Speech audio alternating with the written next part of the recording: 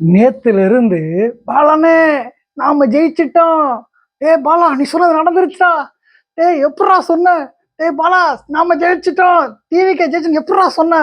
பா எப்பா எப்பா எப்பா எப்பா அப்பா அப்பா சீரியஸ்லி அது காரணம் நீங்க நீங்க நீங்க மட்டும் கிட்டத்தட்ட இந்த 16 வருஷம் என் லைஃப்ல நான் கேட்ட ஒரே வார்த்தை, நீ வேஸ்ட், நீ தோத்துரு, நீ லாய்க்கு இல்லை, நீ இந்த ஜென்மத்தை சொந்த வீடு வாங்க மாட்டேன், கார் வாங்க மாட்டேன், பங்களா வாங்க மாட்டேன், பேசி பேசி பேசி பேசி கேட்ட வார்த்தை தான் இந்த ஒரு வருஷம். இந்த ஒரு வருஷம் எல்லாத்தையும் உடச்சிட்டு இவன் ஜெயிப்பான்டா நான் ஸ்ட்ராங்கா நின்னேன். சீரியஸ்லி டிவிகே விஜய் ஜெயிச்சதுக்கு காரணம் இந்த ஒரே ஒரு விஷயம்தான். நாம் அடிக்கடி சொல்ற அந்த ஒரே விஷயம், அன்பை மட்டும் விதைப்போம், பேரன்பையே அறுவடை செய்வோம். மனுஷன் விதைச்சுக்கிட்டே இருந்தாப்புல, பிரச்சாரத்துக்கே போகல, அதுக்கே போகல, 5 கிடைச்சாலே பெருசு, 10 கிடைச்சாலே பெருசு. நான் ஸ்ட்ராங்கா சொன்னேன், 140 கிடைக்குன்னு ஸ்ட்ராங்கா சொன்னேன். 108 கிடைச்சிருக்கு. இப்ப கூட தனிப்பெரும்பான்மை இல்லையே அப்படின்றாங்க. பாஸ் 108 தனிப்பெரும்பான்மை இல்லையா? எந்த உலகத்துல இருக்கீங்க?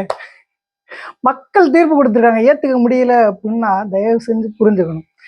சீரியஸ்லி நீங்க பண்ண மிகப்பெரிய தப்பு, இப்பயும் பண்ணிட்டு இருக்க தப்பு இது. அவங்களோட தோல்வியை ஒத்துக்காதுதான். ஏன்னா அராஜகத்தால எதையுமே ஜெயிச்சிட முடியாது.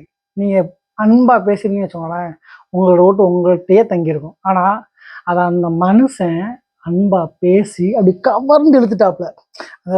பாட்டு வரும்ல, ஏலங்கப்பா லங்க நினைச்சு புட்டா நீங்களும் நாளைக்கு சிஎம் தான், டின் டின் டின் டின் டின் டின் டின் டின். கொய்யாளம் சிஎம் ஏறும் பயங்கரமா ஒரு ஆட்டம் போடணும். லைஃப்ல மிகப்பெரிய வெற்றிங்க, மிகப்பெரிய வெற்றி. ஏன்னா அந்த கேள்வி கேட்டு கேட்டு நீ சொன்னது நடக்காதுன்னு சொல்லுது. நேற்று அவ்வளோ கால்ஸ், அவ்வளோ மெசேஜ், எனக்கு அவ்வளோ சந்தோஷமா இருந்துச்சு. ஏன்னா நான் ஜெயிச்சுவேன்னு சொல்லும் போதெல்லாம் என்னை பார்த்து ஒரு கூட்டம் சொல்லும், தற்பெருமை பேசாதரான்னு. நீ பெருமையா சொல்லுவேன், நீ பெருமையா சொல்லுவேன், நான் மிகச்சரியா பேசியிருக்கேன், ஒரு நல்ல தலைவனை தேர்ந்தெடுக்கிறதுக்காக பேசியிருக்கேன் அப்படின்னு. ஏன்னா நம்ம வழக்கமே ஒரு விஷயம் நினச்சிக்கிட்டே இருக்கோம், 4 பேர் மேடையில் போட்டு பேசிட்டு மாங்கு மாங்குன்னு பேசிட்டாங்க அப்படின்னா அவங்க சொன்னதான் நடக்கும் அப்படின்றத உடைச்சிருக்காங்க மக்கள். நான் அதை தான் செஞ்சேன் இந்த தேர்தலில். அடித்தட்டு மக்கள் அத்தனை பேட்டையும் போய் பேசினேன், அத்தனை பேட்டையும் போய் பேசினேன். 198 பேர் டிவிக்கு இருந்தாங்க. ஏன் ஏன் நாம என்னதான் உழைச்சா நம்ம கையில காசு தங்க மாட்டேங்குது. காசு தங்காட்டி கூட பரவாயில்ல, நம்ம ஒருத்தர் மதிக்க மாட்டேங்கிறானுங்க, மிரட்டுறானுங்க. ஏன் அவங்க ஆசைப்படுறது என்ன? தான் உழைச்ச சாப்பாட்டை தான் மனநிறைவோடு சாப்பிட்டு நிம்மதியா தூங்கணும், எந்த பிரச்சனையும் போக வேணாம், என் நிம்மதியான தூக்கத்தை கொடு, போதும் நிம்மதியான வாழ்க்கையை கொடு. அவங்க முடிவு பண்ணாங்க, நல்லா கோட்டு சுட்டு போட்டு மேடையில் விஜய் 2லாம் ஜெயிக்க மாட்டாருப்பா, 5லாம் ஜெயிக்க மாட்டாருப்பா, 10லாம் ஜெயிக்க மாட்டார். 10 ஜெயிச்சு அரசியல பேசலன்னு ஒரு மேதை அண்ணன் பாண்டே சொன்னார். எப்படின்னு எப்படிலாம் சொல்லலாம்? நீங்க கொஞ்சமா ஜெயிச்சிருக்க மாட்டீங்களாண்ணே? சீரியஸ்லி சாட்டையா இருக்கட்டும், இடுமாவளவங்க, ஜூலியா இருக்கட்டும், இப்படி பலதரப்பட்ட ஆட்களை வச்சு சம்பவம் சம்பவம்னு விஜயை தாக்கி தாக்கி பேசி மக்கள் மேல என்ன ஆச்சுன்னா, ஆமா அவன் வர்றான், அவன் பண்றான், அவன் முயற்சி பண்றான், வாய்ப்பு கேட்கறான், அவன் மேல இல்லாத பழி நீ போடுறியே, நீ யாரு அப்படின்னு யோசிக்க வச்சிங்க பாத்தீங்களா? உண்மையிலேயே உங்களுக்கு மிகப்பெரிய நன்றி சொல்லி ஆகணும்.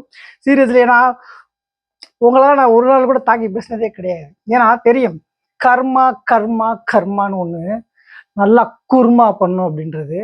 சீரியஸ்லி நீங்க என்னைக்குமே உங்க நேர்மையை விட்டு கொடுத்துட்டீங்க அப்படின்னா, உங்களோட உண்மையை விட்டு கொடுத்துட்டீங்க அப்படின்னா, ஒழுக்கத்தை விட்டு கொடுத்துட்டீங்க அப்படின்னா, இந்த வாழ்க்கை உங்களுக்கு தர்ற கர்மா வந்து ரொம்ப மோசமானதா இருக்கும் அப்படின்றது இது ஒரு மிகச்சிறந்த எடுத்துக்காட்டு. இந்த வெற்றி மிகச்சிறந்த எடுத்துக்காட்டு. டிவிக்கு விஜய் அதுக்கு ஒரு மிகச்சிறந்த எடுத்துக்காட்டு. ஏன்னா இன்னைக்கு விஜய் ஜெயிச்சதா எவனுமே நினைக்கல, தான் ஜெயிச்சுதான் நினைக்கிறான். விஜய் சிஎம் ஆனார் அப்படின்னா விஜய் சிஎம் ஆனார் நினைக்க மாட்டான், தானே சிஎம் ஆன மாதிரி நினைக்கிறாங்க, நான் உட்பட.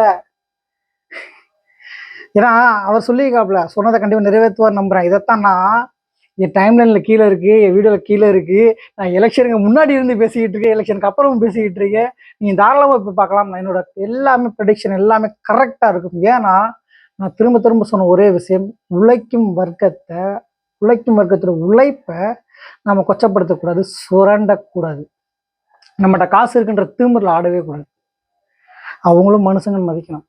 ஏழை பணக்காரன்லாம் எவனுமே கிடையாது, 2 பேரும் சமத்தட்டில் வச்சு பார்க்கணும். அப்படி ஒரு தலைவன் தான் வேணும். அப்படி ஒரு தலைவன் தான் விஜய். கண்டிப்பா அவர் இந்த அடுத்த 5 வருஷத்துல பண்ணுவார்னு நினைக்கிறேன். அதுக்காக தான் நாங்கள் எல்லாரும் சேர்ந்து உங்களை தூக்கி எங்கள் தலை மேலே உட்கார வச்சிருக்கோம்னே. அந்த நம்பிக்கை நீங்கள் காப்பாற்றிருங்க. அது போதும். காப்பாற்றுவீங்க, எங்களுக்கு தெரியும். பார்க்க தானே போகிறோம். பார்க்க தானே போகிறீங்க பாஸு. இன்னும் நிறையா பேசணும். அவசரப்பட்டு சில விஷயங்கள் நான் பேச வேணான்னு பார்க்குறேன். ஏன்னா குஜிலி மஸ்து பண்ணுறதுக்கு டைம் இருக்குது. எஸ், என்ன என் குடும்பத்தெல்லாம் பேசின டிஎம்கே நண்பர்கள் அத்தனை பேருக்குமே நான் அன்பாக ஒரு விஷயம் சொல்லிக்கிறேன். எப்பயும் நீங்கள் என்கிட்ட பேசலாம். நீங்கள் என்னை பேசின அத்தனை வார்த்தையை மன்னிச்சிட்டேன். ஆனால் மறக்க மாட்டேன். பட் எப்படி பேசுறது அப்படின்னு யோசிச்சுக்கிட்டு இருந்தீங்க. நான் நல்லா பழகின நண்பர்கள் அப்படி பேசுனது வந்து எனக்கு வலிச்சிச்சு. பட் நான் அதை பெருசாக எடுத்துக்கல. ஏன்னா நான் கர்மாவை நம்பினேன். நான் அதனால தான் சொல்கிறேன், நீங்கள் என்கிட்ட வந்து பேசுங்க. கண்டிப்பாக நான் பேசுவேன். மன்னிச்சிட்டேன் உங்களை, ஆனால் மறக்க மாட்டேன். இனிமேல் அந்த மாதிரி பேசிடாதீங்க, அவ்வளோதான். ஏன் என்ன மாதிரி எல்லாருமே தாங்கிப்பாங்களா அப்படின்னா மாட்டாங்க. வேணாமே, அதோட பாவத்தை கொட்டிக்க வேணாமே. உழைக்கிற மக்கள் நிம்மதியாக இருந்துட்டு போட்டுமே. வாணே, சீக்கிரமா வாணே. உங்கள் பதவியேற்பு விழாக்கு தான் நாங்கள் வெயிட்டிங்கில் இருக்கோம். நீங்கள் சொல்லுவீங்களே ஐ எம் வெயிட்டிங் அப்படின்ற மாதிரி we are coming.